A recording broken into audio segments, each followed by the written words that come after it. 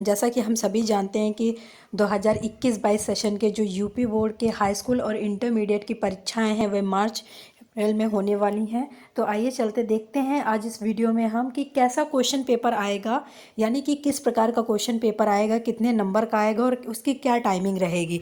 तो आज इस वीडियो में हम विज्ञान यानी कि साइंस का क्लास 10th का क्वेश्चन पेपर देखेंगे। तो ये पेपर 70 नंबर का रहेगा, यानी कि टोटल 70 नंबर का ये क्वेश्चन पेपर रहेगा। 3 घंटे 15 मिनट का ये पेपर रहेगा, जिसमें से कि शुरुआत के जो 15 मिनट होंगे वह स्टूडेंट्स को क्वेश्चन पेपर को पढ़ने के लिए दिए जाएंगे। उसके बाद इसमें इंस्ट्रक्शंस दिए जाएंगे। नंबर 1 क्या होगा, ये प्रश्न पत्र 3 खंडों का खा घा, यानी कि इस क्वेश्चन पेपर को 3 सेक्शंस में बांटा जाएगा, section A, section B, section C. उसके बाद प्रत्येक खंड का पहला प्रश्न बहुविकल्पी होगा, यानी कि जो भी तीनों सेक्शंस होंगे उसका जो पहला क्वेश्चन होगा वो मल्टीपल ऑब्जेक्टिव टाइप्स होगा, जिसमें से 4 उत्तर विकल्प दिए होंगे। विकल्प का सही उत्तर चुन, यानी कि पहला क्वेश्चन जो होगा तीनों सेक्शंस का उसका ऑब्जेक्टिव टाइप्स क्वेश्चन पूछा जाएगा। उसके 4 ऑप्शंस दिए जाएंगे और उन चारों में से आपको जो भी करेक्ट आंसर होगा उसको लिखना होगा। तीसरा इंस्ट्रक्शन, प्रत्येक खंड के सभी प्रश्न एक साथ करना आवश्यक है। प्रत्येक खंड नए प्रश्न से प्रारंभ किया जाए, यानी कि जो भी सेक्शन है आपको एक सेक्शंस के सारे क्वेश्चंस को एक ही साथ अटेम्प्ट करना है, यानी कि अलग अलग नहीं करना है। सभी प्रश्न अनिवार्य हैं, यानी कि जितने भी क्वेश्चंस होंगे वो सभी क्वेश्चंस आपको करने होंगे, कंपलसरी होंगे। प्रश्नों के अंक निर्धारित अंक उनके समूह के, यानी कि कितने नंबर का क्वेश्चन है वह सभी क्वेश्चंस के आगे क्वेश्चन नंबर के आगे मार्क्स दिए होंगे। आवश्यकता अनुसार अपने उत्तरों की पुष्टि स्वच्छ एवं नामांकित चित्रों तथा रासायनिक समीकरणों दो, यानी कि जो भी क्वेश्चंस में डायग्राम की ज़रूरत हो तो आप उस क्वेश्चंस को डायग्राम बना करके भी समझा सकते हैं, अपने आंसर्स दे सकते हैं।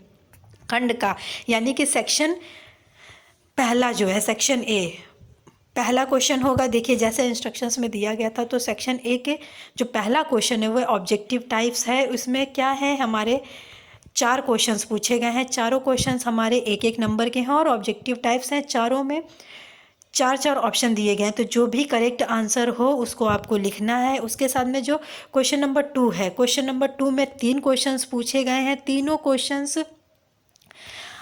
2-2 नंबर के हैं, तो आपको तीनों ही क्वेश्चन करना कंपलसरी। उसके बाद आइए चलते हैं, देखते हैं क्वेश्चन नंबर 3 की तरफ। क्वेश्चन नंबर 3 का जो पहला क्वेश्चन है वह है हमारा ऑब्जेक्टिव टाइप्स क्वेश्चन। और ऑब्जेक्टिव टाइप्स क्वेश्चन के अलावा ये जो क्वेश्चन है, पहला क्वेश्चन में 2 पार्ट पूछे गए हैं, दोनों ही पार्ट 2-2 नंबर के हैं।